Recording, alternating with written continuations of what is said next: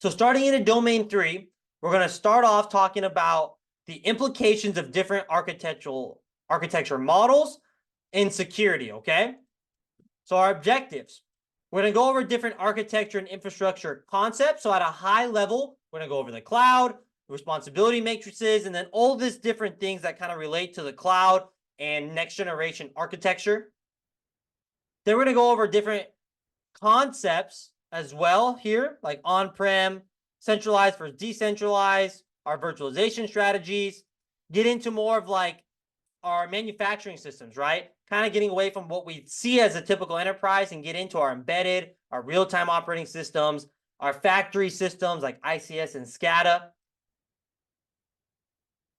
And then we'll also go over different considerations we have to think about when architecturing out our modern day enterprises. Okay, so the first thing we're going to talk about is the cloud architecture responsibility matrix. So when we work with a cloud service provider, we're going to have something called the customer responsibility and the CSP responsibility. Sometimes actually it's written out like this. Let me adjust here. We have the customer responsibility and the cloud provider's responsibility. So depending on what major cloud service provider you go with, they're going to have a matrix on what you're responsible for and what they're responsible for as far as the system, services, and applications, and depending on the service model you choose. So what we're talking about here is, like, let's say you're doing infrastructure as a service from Google Cloud, right? We're going to have a list of things that we're responsible for and a list of things that the cloud service provider is responsible for in infrastructure as a service. And then this is also going to vary when it comes to platform as a service and software as a service. So what we're talking about here is that as a security professional, we want to make sure that we understand what we have to be concerned about as far as protecting our services and what the cloud service provider is responsible for protecting our services, okay? And really this, again, all depends on just what you are getting from that cloud service provider, right? If you're just like doing software as a service, most of the responsibility is going to be on the cloud provider. If you're doing infrastructure as a service where you're deploying your own OS, you're deploying your own application, well, that's going to be, I want to bring this up for you guys, that's going to typically be on you, right? The customer. Because if you're managing your own OS, let me bring this into view, then of course, you know, that's going to be on you. It's not going to be on the cloud service provider to go in and patch and do IAM. So we have some of these service models here. We have another one here called function as a service, functions as a service. Very popular with modern day development where you don't want to like maintain an operating system. You just want to use microservices and databases. So here's the AWS shared security responsibility model. So you can see here, they even have, when you're doing on-prem deployments, you're responsible for everything, right? As the customer. When you're doing infrastructure as a service, the only thing the cloud provider is responsible for fully is the physical security. And then what they mean by here is that split responsibility is that they have to give you the right tools to protect your operating system. So they have to maintain like the cloud console that allows you to interact with that infrastructure, okay? With platform as a service, the cloud provider, again, is kind of getting some mixed here. And then here, for software as a service, it's mainly all the cloud provider, but then application level controls. What I mean by that is essentially like Google Drive, that's software as a service, but they're not responsible for setting permission on your Google Drive folders, right? So that's still going to be on you, the customer, to do that. And then you see function as a service pretty much mirrors software as a service as well. All right, awesome, guys. So we also call this like the RACI matrix, which is another term. And if you go to the AWS website, that's what they're going to have on their website as well. When they, let me show you. Shared responsibility. You can see here's their matrix here, okay? For AWS. So they have a good customer responsibility matrices out there in AWS. It's one of the biggest ones, right? But Azure and GCP also do as well. Okay, so more things to consider when we talk about cloud architectures is the hybrid considerations.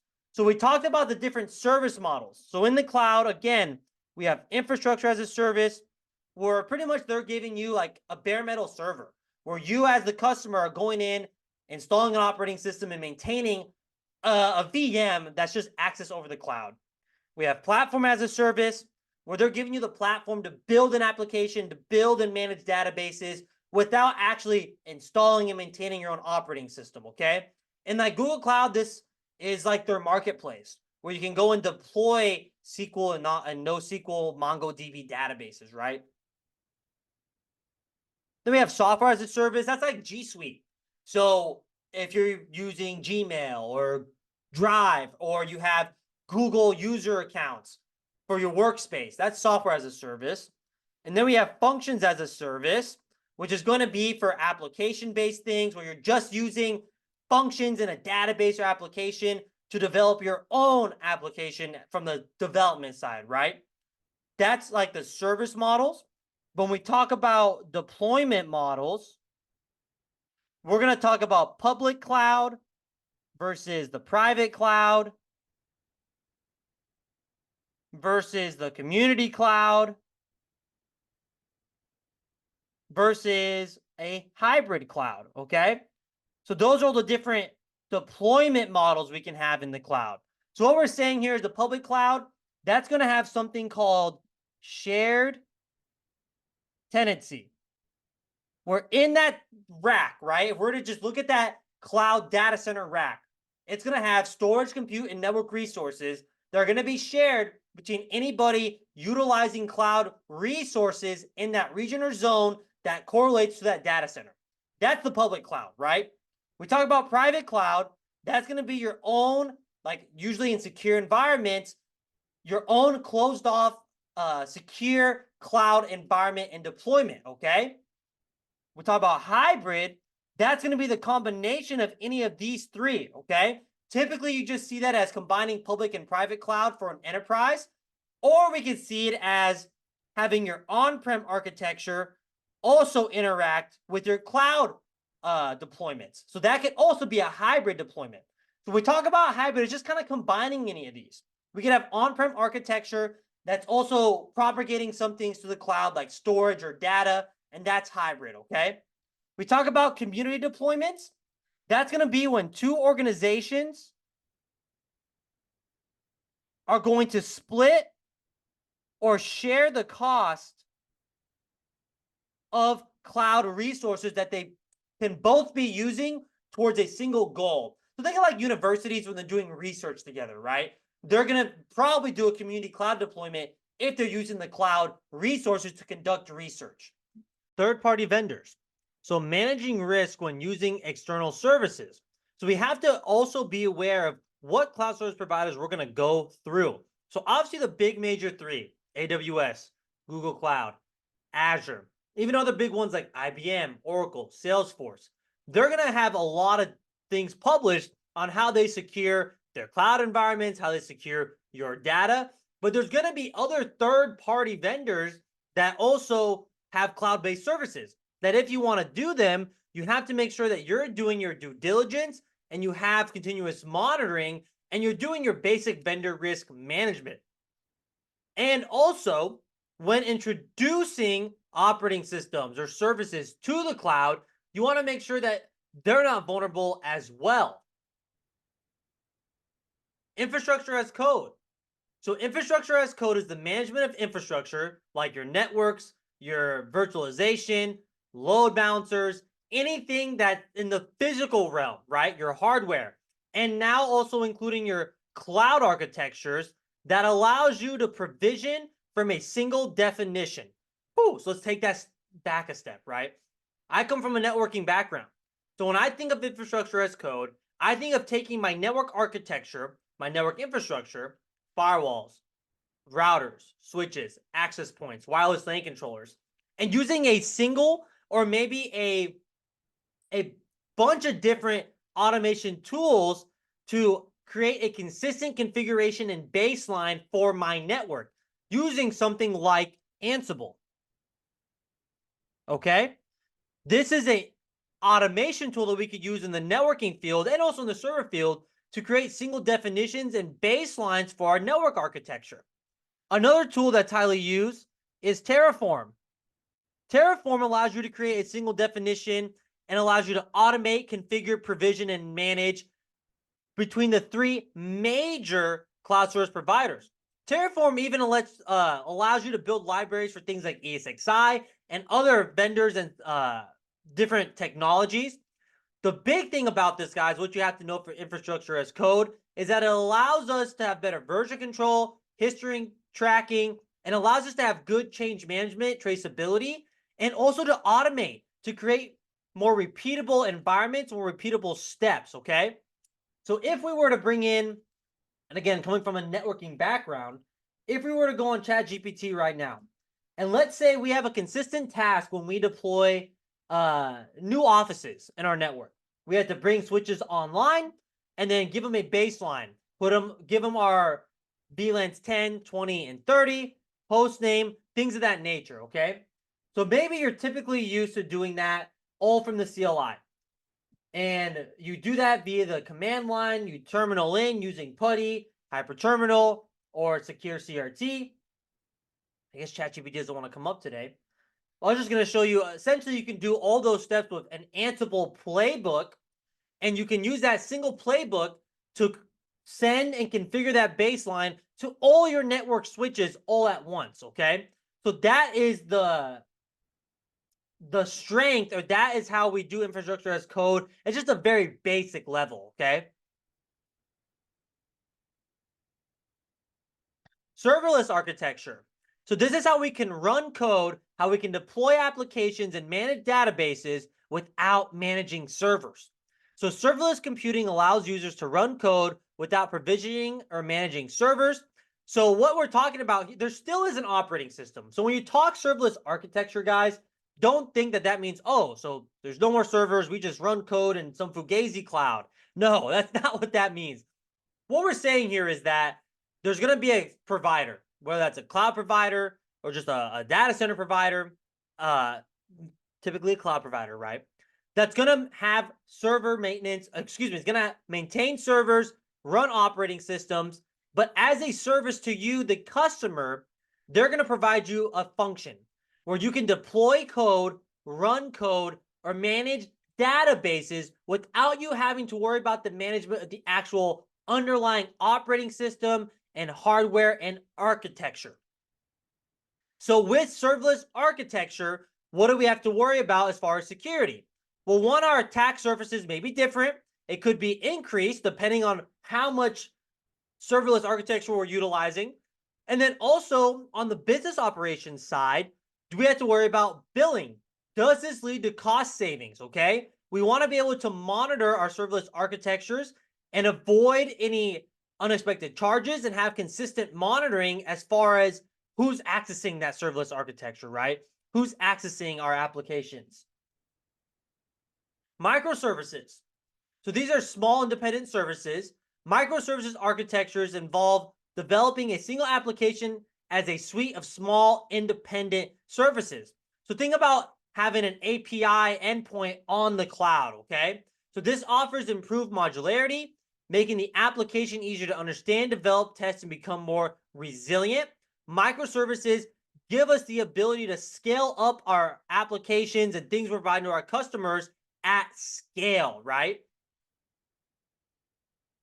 Network infrastructure.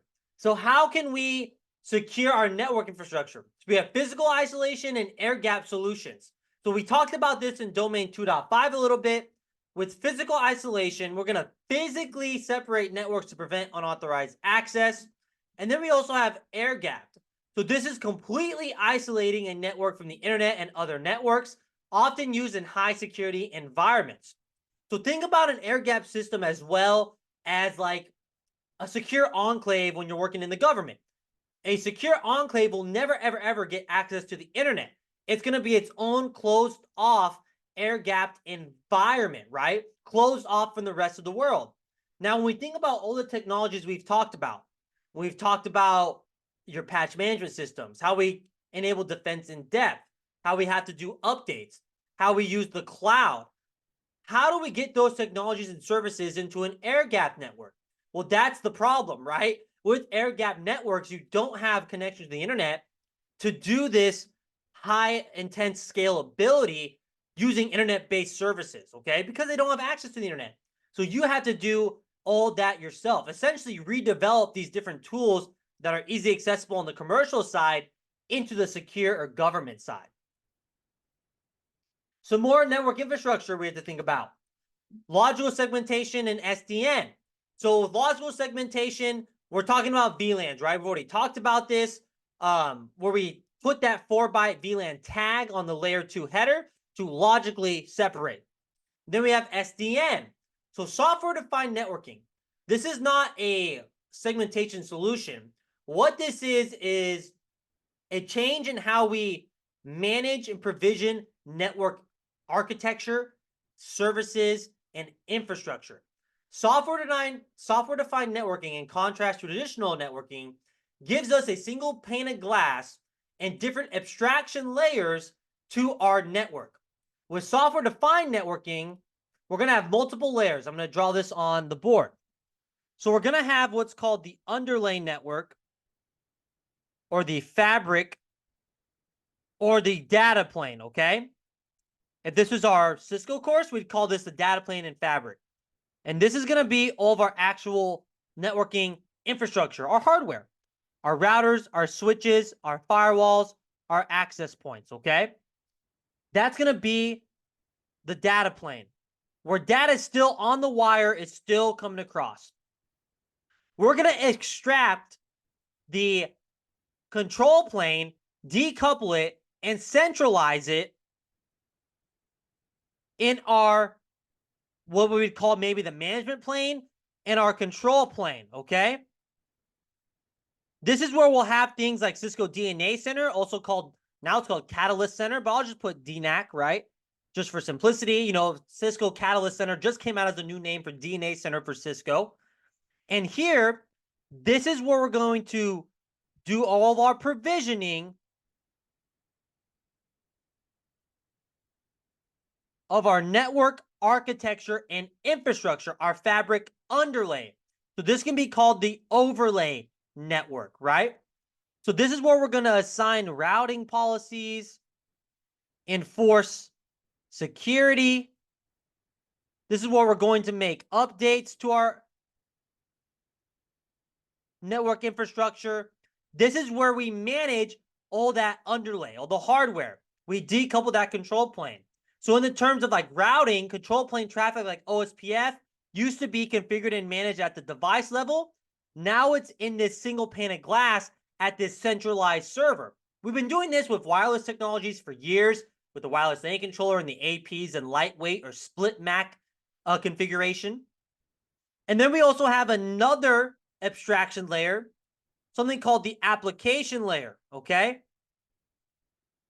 So this is where maybe us as network automators or network engineers do REST calls to send configuration down to our network infrastructure. So the application layer, this is where we're extracting information and actually pushing routing policy to the control plane, to the centralized server, which then pushes it down to our fabric underlay, our data plane, our actual network infrastructure.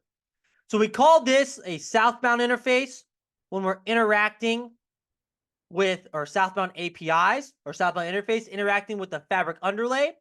We call this northbound when we're interacting with that application layer. And from the application layer to the control plane layer, we'll use like REST APIs to send information.